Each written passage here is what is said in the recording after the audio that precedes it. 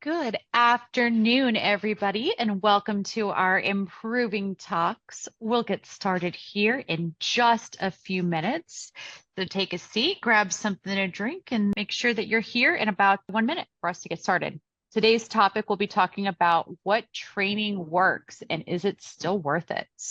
It is also a good time to remind our participants that we will, in fact, be taking questions at the end of the webinar. And I would love to encourage everybody, if they have a question, post it in real time in either the QA or the webinar chat. And we'll reserve some time at the end of the webinar for questions.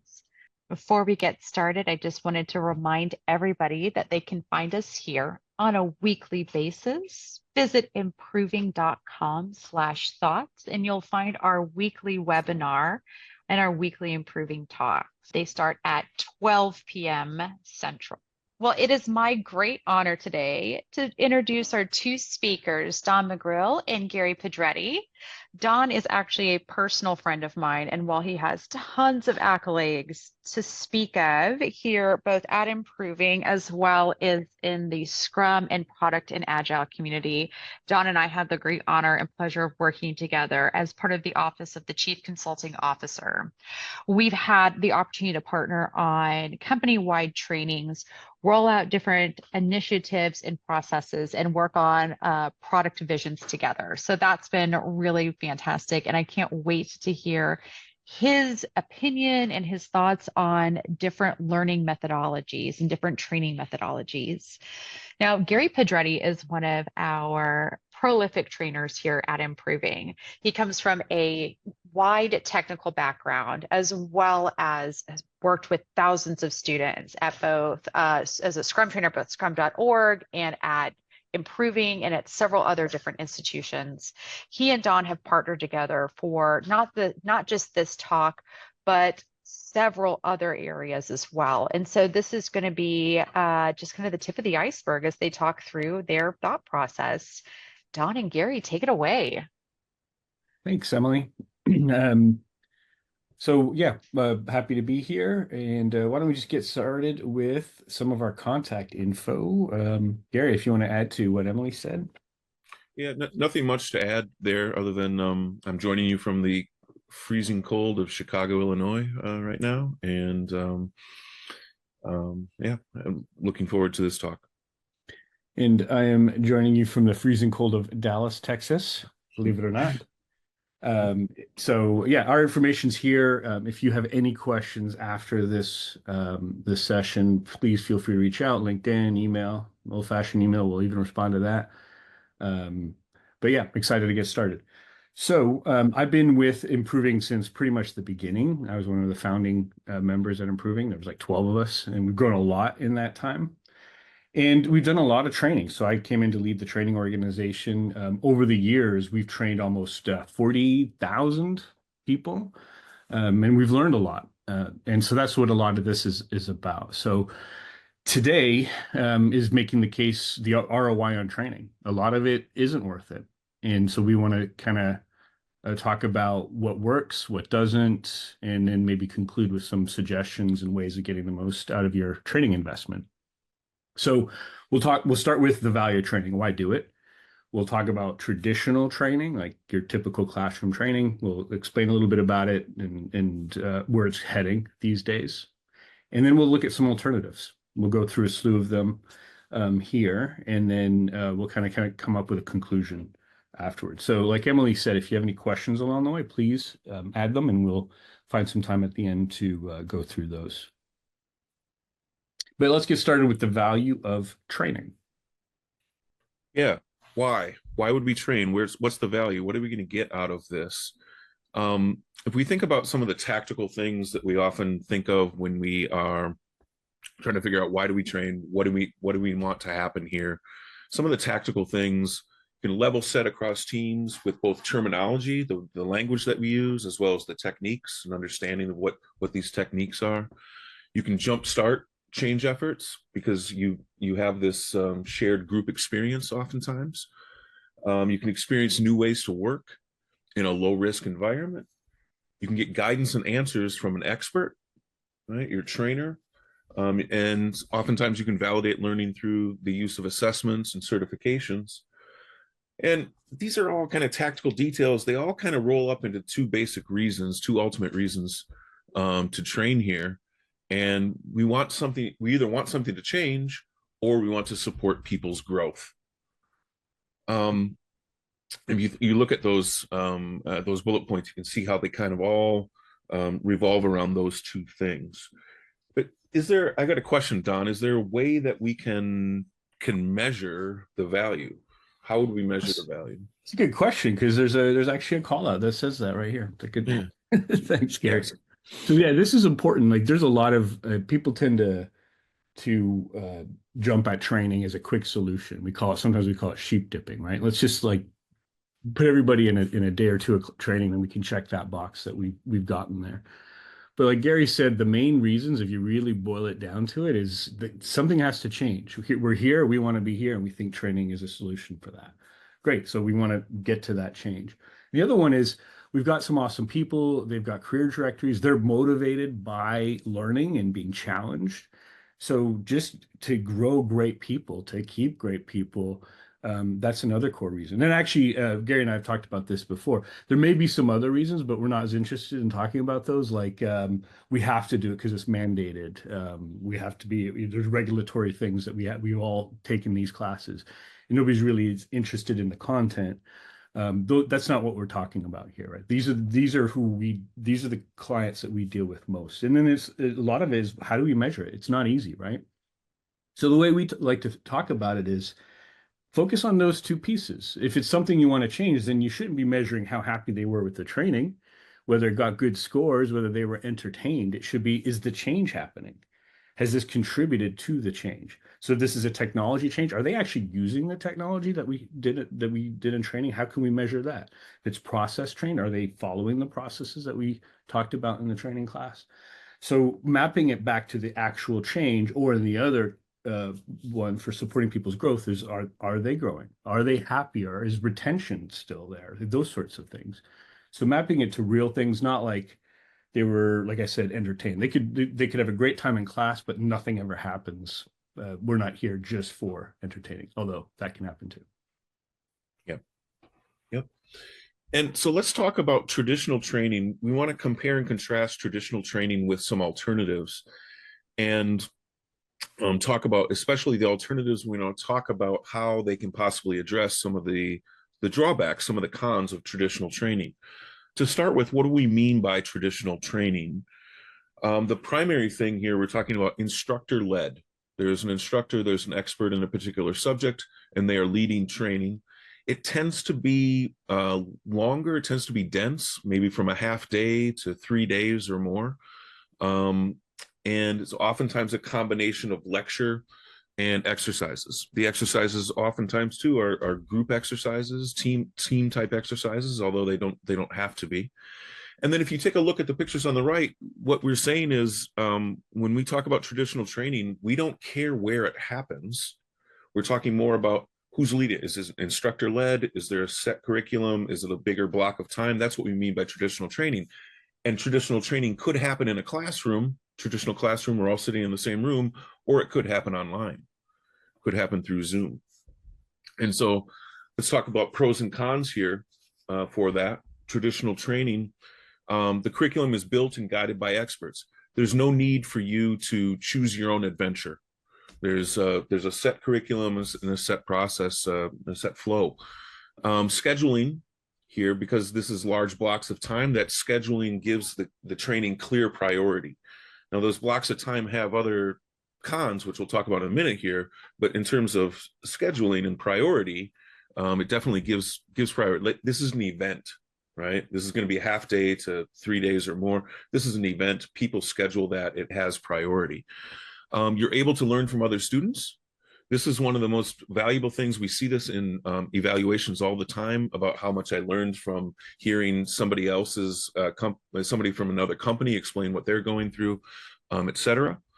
You can result in team building with your own team. If you take a class with colleagues, You also have the benefit of kind of water cooler talks. This sort of just the socialization here is kind of the overall theme of this point. Water cooler talks, like when we're on break and people start talking about, oh, how would I do this in my real world? Oh, what about Jimmy? I bet I could have him do this. And they start to figure things out, and they start to debate things. A lot of really great, rich conversations there. When And I hear also, that, when I hear that in class, like on a break, I yeah, almost don't want to stop the break, right? Because that's applying this stuff to their real world. So if they're really focusing on, hey, this is great stuff, but how do we make it work? I don't necessarily want to stop that too. So it's a yeah, huge benefit of mostly in-person traditional training. yeah. And it's a great primer. It's a great way to get things started. It's a great way to lay a base there um, for other learning to take place. Some cons: it's scheduled in large blocks of time, so it's very disruptive in terms of time and your day-to-day work. It takes you out of that. It can be challenging maintaining focus and getting through all the learning objectives. You got again a big block of time, and we're going to try to plow through these learning objectives um, across that entire time. We can lose focus, concentration, etc. And it's disconnected. It stays theoretical, tends to stay theoretical. Most exercises and examples are not the students. Most traditional training will use, a case study or something like that, which is good. It gives you a blank slate sort of place to think about these new concepts, but there's a downside there too. You're not solving your actual real world problem yet. And then finally, sometimes we might say it's disregarded. There's no accountability for applying the learning. It's just, there's a class. I sat in the class. Maybe I learned some stuff. What happens after that? Undefined, right? I took the class, right? Even if they think it's a good idea, like I know I should work out. I totally agree. I should work. Should totally be doing those things, but there really isn't any sort of follow through with that, even if they think it's the right direction. Yeah, We see that a yeah. lot. And if we take those four cons and we make a nice little model here, or a little acronym or whatever, we got 4 Ds here. It's disruptive. It takes too much time away from day-to-day work. It's dense. It overloads learners with too many objectives in too short a time. It's detached. It's too theoretical. It's not connected to the real world, and it's disregarded. There's no accountability for applying the learning. And we use the anchor there as an icon to kind of suggest you're still anchored to your old practices. We heard some nice ideas in this class, but there's no direct accountability for applying those ideas, right? And pay attention to these as we go forward. When we talk about some of the alternatives, we'll be coming back to these to see how they can address these. And yeah, Gary and I put a lot of effort into coming up with 4 words that start with D. Yeah, Sure, we're going to use it. We're going to milk these ones. yeah, yeah. And then I finally want to talk here just a little bit about the decline of traditional training. First, you can see this, some of these stats here about budgeting for training, and seeing a lot of budget cuts due to economic uncertainty in the current environment. And yeah, there's other things there. So we've got budget cuts, then we've got format sort of things. Recent study showed that 70% prefer online or self-paced training material, to only 63% that say they still appreciate an in-person training with an instructor. And COVID-19 had a big effect on this. I know personally for me, I think for you too, Don, almost all the training I did prior to COVID-19 was in person. And almost all the training after COVID-19 has been online, has been virtual. And here's some stats saying across the industry, maybe about 15% of the corporate training was delivered online prior to COVID-19. By this year, we expect that to reach about 50%. So traditional training is being seen as not as attractive. There's a decline here. It could be related to budget, could be related to format, environmental conditions, etc. So That's a good transition to the core of this, right? So it's the Yeah. alternatives that we're going to be talking about here. Yeah. So let's talk So about alternatives. yeah, so we're going to get into some alternatives to training. Some can be done with training, some can replace training, traditional training completely. But the goals are always the same, right? Just think about it's to change something, and it's to is to provide guidance, right, to your people as well, right? Support your people along the way. So those are keep those two things in mind as why we do this. So these are other ways of doing it. So it's probably worth mentioning certifications. So certifications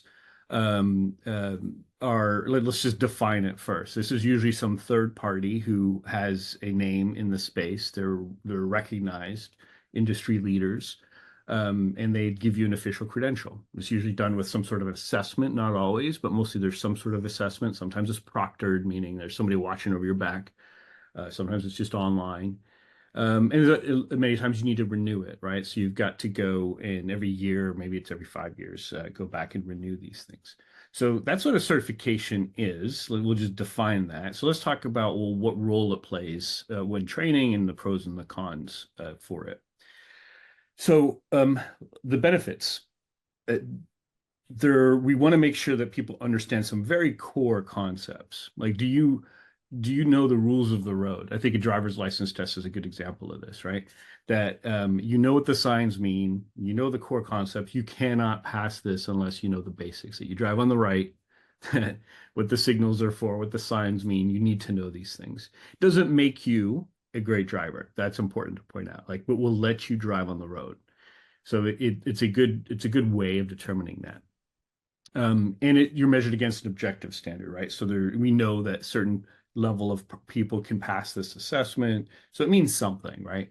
There. And so say what you will with certification. Sometimes people refer to them as resume stamps, right? I just want this on my resume. This will help me kind of, get better jobs and stuff like that. But so there's a lot of pushback on certifications, but my favorite is this last one. The learning continues well after the classroom.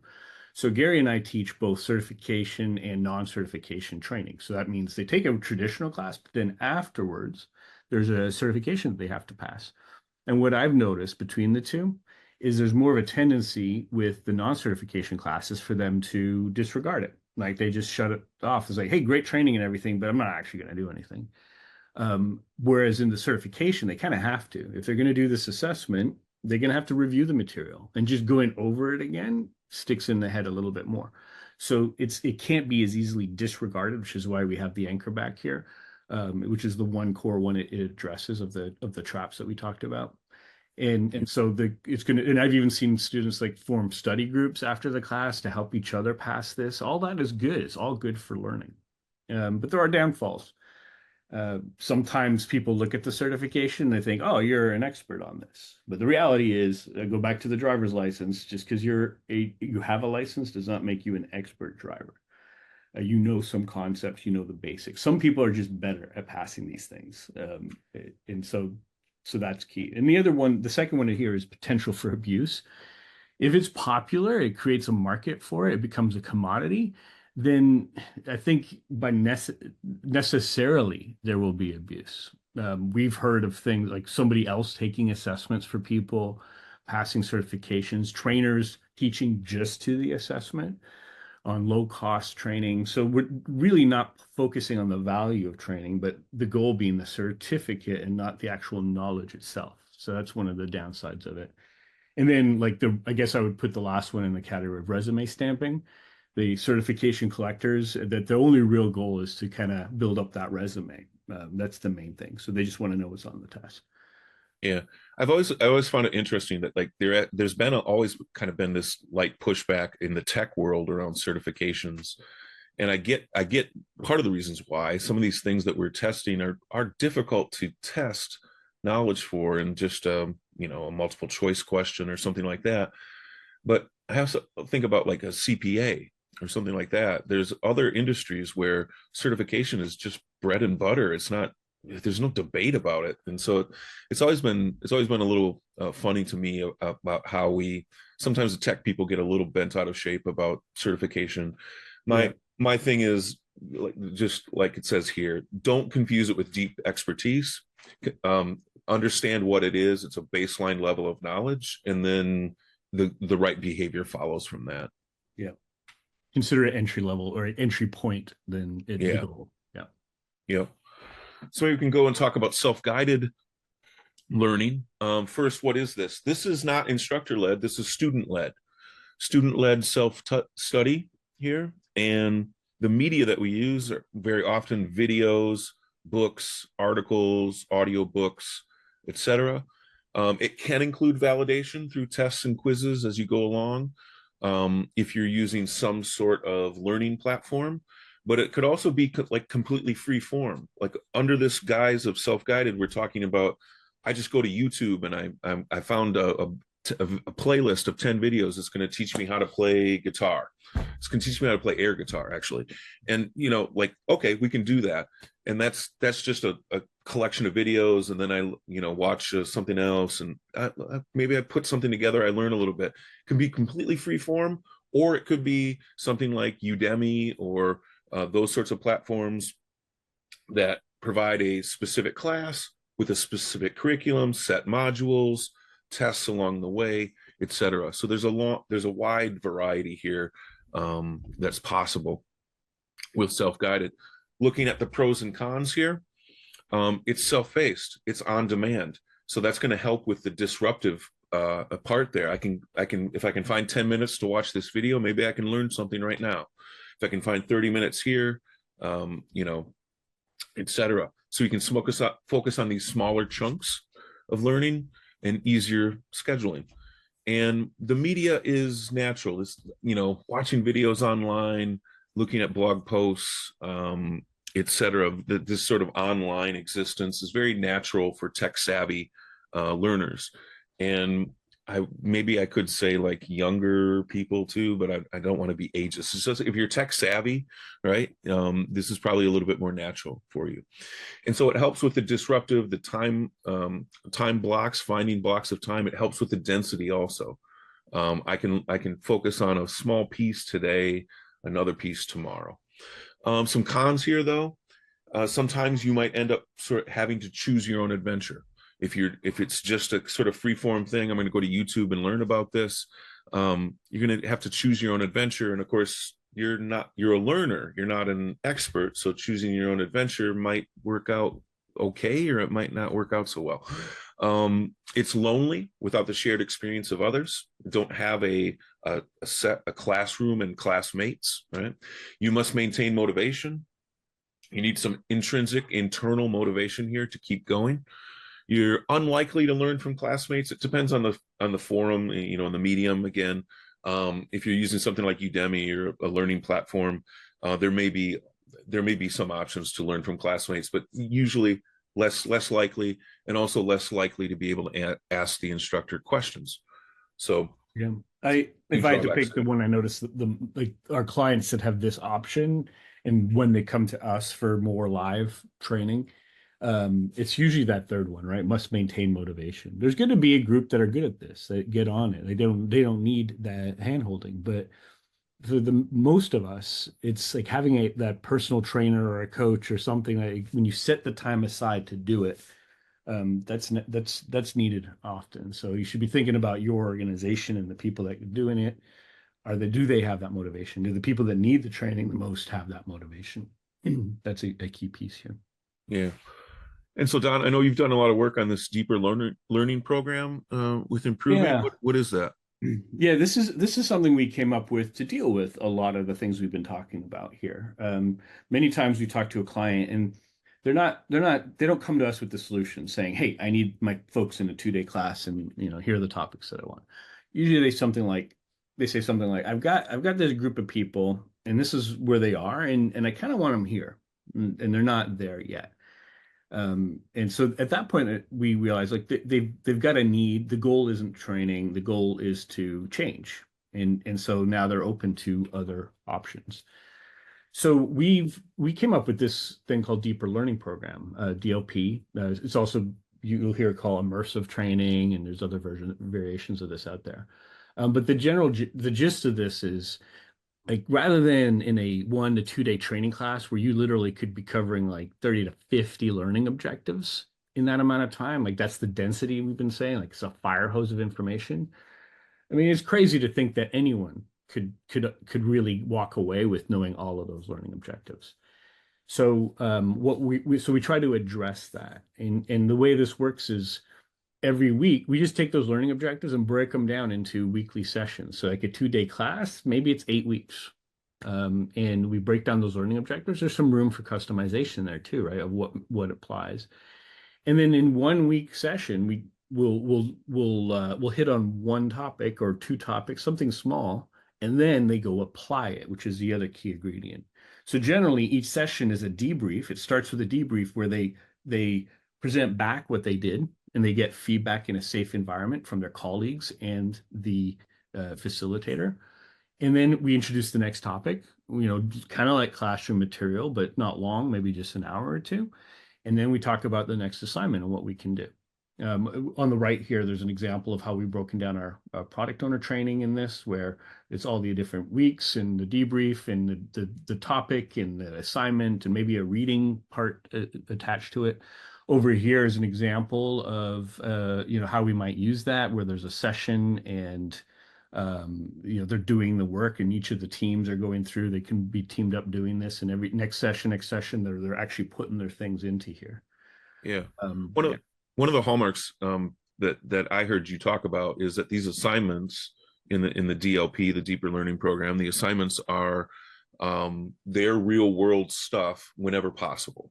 Yes. So if you're going to ask them to build a product canvas of some sort, they will build the canvas for their actual product at work. Exactly. Yeah, that's an important point. Yeah. So if the topic is, what makes a good vision for a product, then the ideal assignment would be go create a vision. Like, let's go do it in class for some fake case study. Now go do it for real.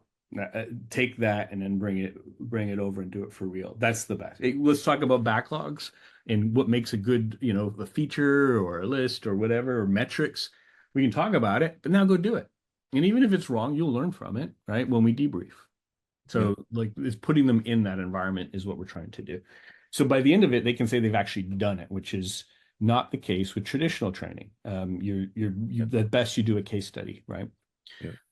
So yes, some obvious positives here. We've spaced out the learning a little bit, so it's not as you're not away from your day job, I guess, for too long. If it's just not as dense. Yeah.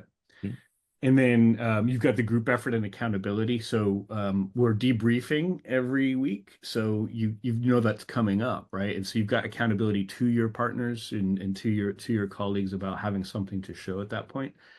And like we just talked about, you're actually applying the learnings immediately after learning them to real work. Which helps with the disconnected and disregarded. Yep. So you see, we've got all of the D's here, right? And then the safe environment is a great way to learn, right? Is like you can go in here, and even if it's off, you'll get feedback, and you make it better.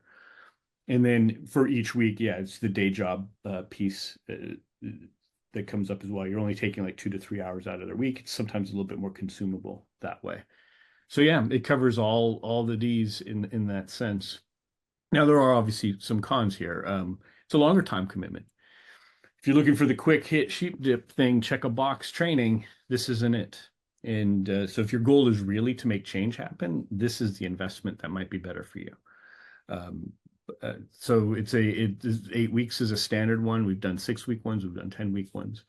It requires more discipline, because we're not hand-holding you between these sessions. You got to go do the work. You got to figure this out and schedule it. There are people that are helping. In every time I've done one of these, there's been like a chat group where we're discussing this and we're helping each other out. And they may do a quick 30-minute call with the trainer as well along the way. But generally, it's up to you to get this done. And then you must be able to apply the learnings is the other thing. So the big pushback I get with this, or the when I would not recommend this, is if the people aren't ready for it. So either they won't have the discipline, they're not willing to do their homework, right? And that's a reality sometimes in the jobs that they have. But we want to make that clear at the outset, is that this is what's expected. If not, maybe another option is better for you. Yeah, and using our previous example, if if they're doing a product owner training, and we ask them to produce a product vision or use one of the canvases to define their product, and they say, well, I'm not sure what product I'm working on yet. Yeah. It's not going to be helpful. Exactly. Yeah, that's the last one, right? You have to have the ability to apply it. Like Yeah. this is something I want to do in the future at some point. That's going to be hard for you to apply anything. So there's ways we can work with that. Like sometimes we have a mix, and so we can pair up the ones that aren't in a position to do it with those that are, and they can work together on it. But yeah, that's absolutely right. Like, the audience is the key thing. We gotta manage expectation. They need to know what they're getting into before committing to something like this, because it is a commitment. But it works. Yep. We've had great results with it. In fact, like we all the time we get requests like years later saying, "Hey, we went through that program. It really has helped us and changed things, and our processes are a lot more mature now. Can we do it again for another group or for a different topic?" And we want to do something like that. We get that feedback with the DLP program more than any others. And so then there's the lab also, or what we call the lab. A focused period of time, participants set outrageous goals, and then with the help of experts, knock them out one by one. Got to be outrageous. Grow new skills by applying them, right? This is dense in terms of attendance. In the way that traditional training is, we're going to get a bunch of people in one room, most typically. I suppose you could do this virtually. I have done this virtually, but yep, oftentimes we're bringing people together in a room. Either way, the density is the same in terms of people. We're bringing people together at the same time. And oftentimes this is a great adjunct to some other training, traditional or some of the alternatives we're talking about, to get to the application of that. So as an example, we've got 3 basic categories here, and we've got some examples. I'm not going to read them, but the one there, like product backlog creation, coming out of a class on Scrum or product in general or product ownership specifically, wouldn't it be great if we got all of your people together in a room, and we got all your various sources of work that already exist, got it all together, and came up with our initial product backlog, right? Brainstormed on different ideas, made sure we had the backlog was reflecting the vision, etc. We're there with you, holding your hand as you build this first backlog. Another example is team topology. If we were to reshuffle our teams, what would be a good way to do that? Right? And you have a concentrated time to figure that out. And so some pros and cons here. You've got a safe place to experiment. It results in actual work outcomes. There's almost no question about the ROI. We're gonna solve some problem. We're gonna do something for your company. You're gonna come out of this with a product backlog. You're going to come out of this with ideas about team topology. You're going to come out of this with a design. Maybe if we do a design sprint for you, you're going to come out of this with a prototype that has some validated learning behind it. So there's more obvious ROI here. Definitely helps with the density and the disconnection. Downsides, there's some preparation time here. We're not going to, if we just keep using this backlog example because it's pretty simple, we're not going to come in and just learn about your business for the first time at the very beginning of the lab. We're going to say, hey, give us a look at what you have right now for your work. We'll take a look at that. We'll see, where we might likely need to focus, etc. So there's some preparation time there. And yeah, you need the right people in the room. There's a density thing in terms of the people, the attendees. That's still on there. If that doesn't happen, we may leave a lab with more questions than answers, right? It's like, we can't make that decision because so-and-so isn't here. Yeah, exactly. And that can throw a lab off. Or even worse, an answer that gets overridden later. And then everyone feels like that was not a good use of their time in the lab. Yeah. Great. So yeah, and then the 2D is disruptive, disconnected. It's not as disruptive because it's part of the same job, right? You can say that we're doing the job in the class. This is stuff we have to Yep. do anyways, but now we have a facilitator, a professional Yep. facilitator to help us through, and it's obviously relevant. Not so many slides, if any, not training content. So it's not disconnected from your world. Yep. And then let's get to the last of these alternatives is field work. So we use the term field here. So generally we say classroom, the field, the lab, are places you can do the learning. And at a high level, field work is consulting and coaching next. They're by your side along the way. So you learn by seeing and doing. So our general model is that we would bring somebody in, regardless of what it is. It could be a technical skill that you want to learn. So they're going to be showing you for the first month or so, roughly. Like we have we usually say 6 months is about the expectation to have this change take hold. And generally the first month is watch me, right? Like let me do this, and whether it's a product manager wanting to learn, then we'll go in and do some of that work. Or if it's a technical thing, we want to set you up with a CI/CD pipeline, all that. So we'll do it for that first month. But at a certain point, we're like, hey, now that you've seen it done the way it's supposed to, let's make sure we have somebody to bring this into. So we'll be working with your folks to co-facilitate, to do it together, right? To make sure it's happening. And then the last one is purposely taking a backseat, hands-off keyboard, watching, observing, but then doing more one-on-ones to make sure, hey, I noticed this thing, and almost letting them fail because they feel it better and they learn much stronger with that, but making sure that they have time to correct and still through this observation and feedback. After the 3 months, we call this the anchor phase because we got the practices in place. But if we were to leave at that point, you've probably seen this before, you go right back to where you're going. Like if I have a personal trainer, I only pay for a few weeks. I learn how to do all the things, but it's not habit yet. It hasn't become a habit. So we usually suggest coaching after that, which is really that discipline practice to just be there. There's somebody to smack that sandwich out of your mouth because you committed to not eating it, right? Just to be there and making sure we're continuing with those practices. So it may not be as full time as it was for the first bit. And then there has to be an orderly transition. Hey, what are the things we need to do for me to be gone completely? And you have this now. And so there's a set number of things we do in a transition period as well. So that's what we mean by field. So you see, the goal is still to learn. And sometimes this pairs nicely with traditional training or labs and stuff like that too. So, usually we like to kick it off. I think Gary said that training is a good primer. This is an example of that. Traditional training could be get people excited and knowing that there's a better way, but not necessarily equipped to do it. So by priming them with training and then having that coach, and then maybe consider certification or advanced training after that, after they've done it, isn't a bad way to go. So let's get into the pros and cons. I think I've touched on a few of them already, but it's just in time learning, right? So this is definitely not as dense as the term we're using here. We're not hitting you with a ton of learning objectives in a short amount of time. This is, hey, I noticed we're struggling with this. Well, here's something I've learned, and let's do it together. So just in time, when you need to learn something, that's when it's brought in. And obviously it's applied to the real work. We're not bringing up case studies, fake things. We're doing it. We're making it happen in the space. So this is another one that hits on all 4Ds. It isn't disruptive because it is the day work. In fact, it's making you do your day job even better.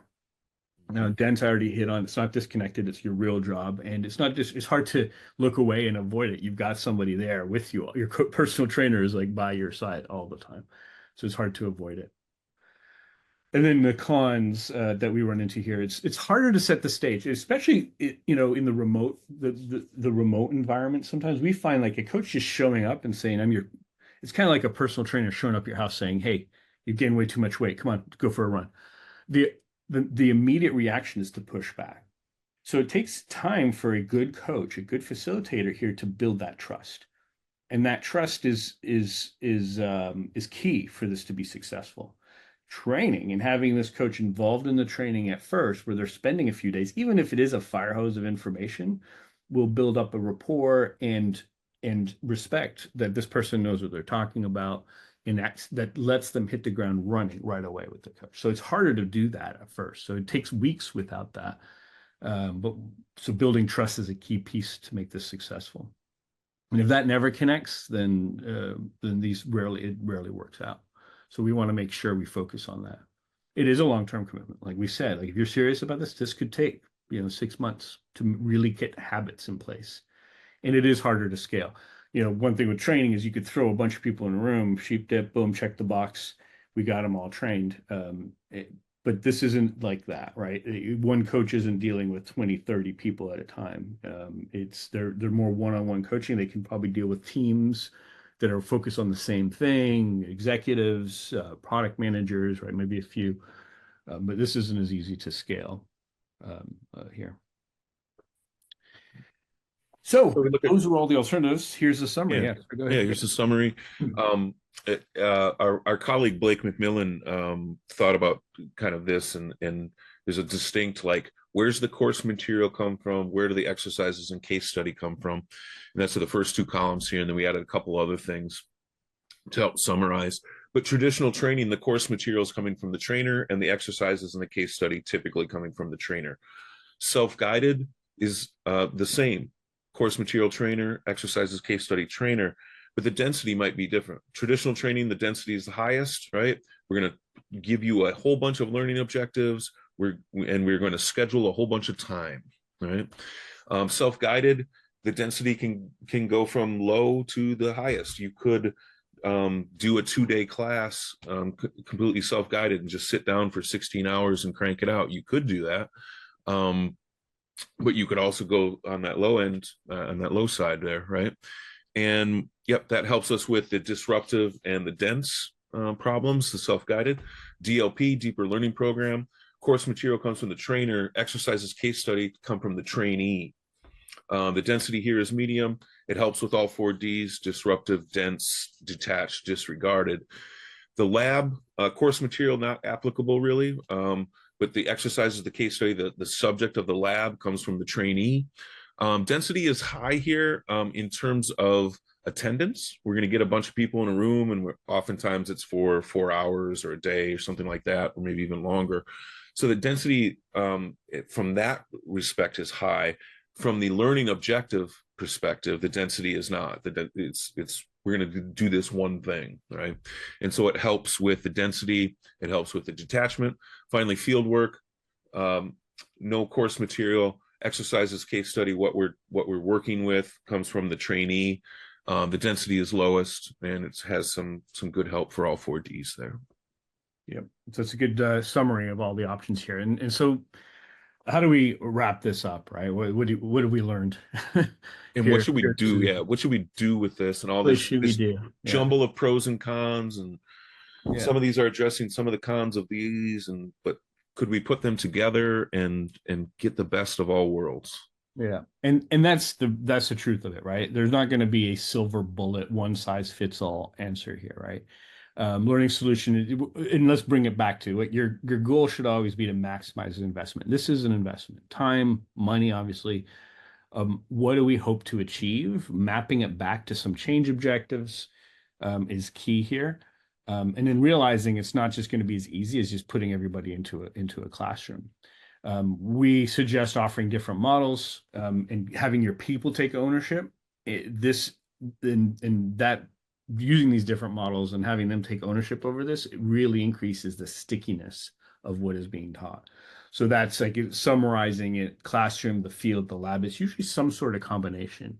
This could be done internally. It can be done with companies like ours, but trying to build a plan like this is key. I think this is supposed to be hidden. This is actually a plan we put together with a client. I don't think their name's on here, but I'm going to show you sort of a cleaner version of that just for the purposes of this. So what could this look like? We've got on the side here classroom, fieldwork, labs, DLP. So what we would do is sit down with the client, talk about their goals, what they're trying to achieve, and then put together a plan like this. So we would say, all right, well, where does it make sense to do classroom training here? Well, let's say this is a team, they want to change the way they're working. Well, what if we got them all together put them into traditional class. Like it gets them excited. It's a good primer, like we talked about. And knowing there's a better way, getting them comparing what they do today with what the industry it does, and then coming up with ways of improving that. That could lead then to field work. So what if we said, hey, we're not going to leave after this class, we're not just going to leave you hanging because you're just starting, right? The class is the start, not in the end. So what if we put this consultant who can apply this in the field with you, and it'll roll off over time. That's why if you notice the gradient there, for over the next 6 months or so, much like the diagram we showed earlier. With that, though, maybe we'll throw in some labs. I think Gary suggested like a backlog lab or a product vision. We'd have to do some homework, right? Do they have a good vision for the product? Do they know where this is going? If not, let's do that.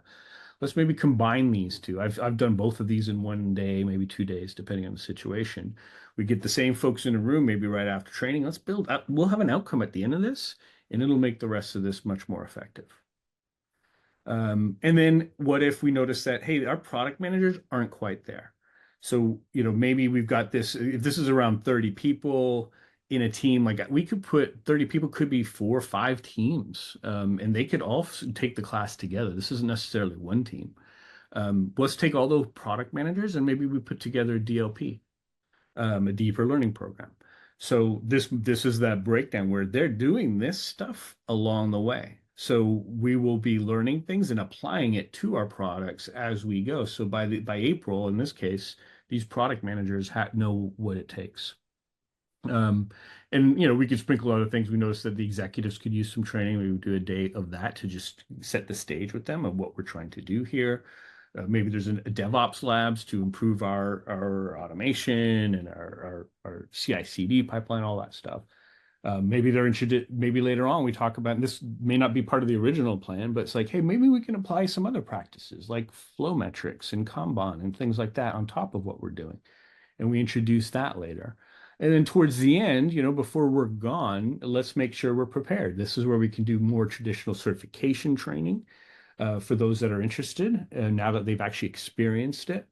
There's an innovation lab to see, hey, where can we take this? What new market segment can we use, or customer segment, so that we can drive this going forward, have a whole new direction and a roadmap. And then, the people that are going to be taking over for our coaches, our consultants, maybe we do a DLP for leadership as well, where they're going in and applying these things on new ways of working and leading in this environment. But this is just an example. Your mileage may differ of how you can sort of build a plan like this. But doing something like this is how actual change happens. This is how you get a good return on your investment through training. Anything to add to that, Gary? No. Again, just you're accenting different things at different times and able to leverage the positives at the right time, mitigate some of the negatives of some of these things, et cetera. Yeah, bring it back to those, be aware of those positives and negatives and the 4Ds as well. Yep. Great. Yep. Well, like that's the main piece that we wanted to cover. We wanted to, hopefully that's helpful. Like we said, please, if you have any questions, if you want to go over any of these things, if you want bigger examples of what we've done here, please feel free to reach out. I do think we have time for a few questions. So Emily, if you're still with us, if there are any questions out there. Of course I am. Of course I am. Well, we did get one that was coming in asking about if I want to try to communicate the importance of training, how would I get started, or how would I make the case for doing something like this in my own organization? It is a good one, and now you have a video that you can point people to for that. But joking aside, like the pros and cons, I think is a good list of things. Like, hey, I know that we're talking about just traditional training here, but like, what are we going to? I don't want to waste your money. That's a good piece, right? Like, can we have measures? Can we talk a little bit about what the objectives could be?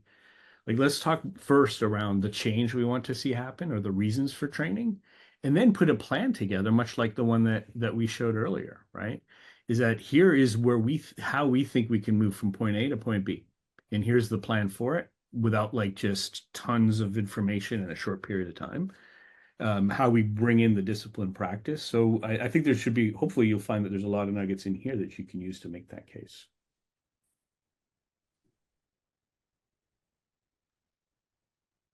Great. It looks like the other question we had was answered through the course of your presentation. So it looks like that's all for now.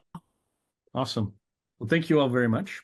Wonderful. And Gary and Dawn, thank you so much for taking your time today and for going over all of the different pieces. This is definitely an enlightening presentation. And I know, even though I've had a chance to work with both of you, even I learned a lot more today. So thank you for sharing your knowledge.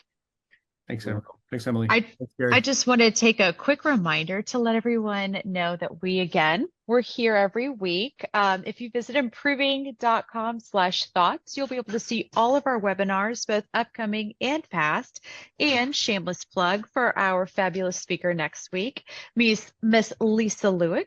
She'll be talking about how to apply a learning strategy for your own company, similar to that question that we had earlier. So maybe a good continuation of the same presentations. Then you can send over both. Without further ado, again, thank you, Dawn and Gary, for taking your time. Thank you, everybody, for joining us today and dedicating an hour of your week to learning a little bit more and getting a little bit better. I hope everyone has a fantastic rest of your week and stay warm out there.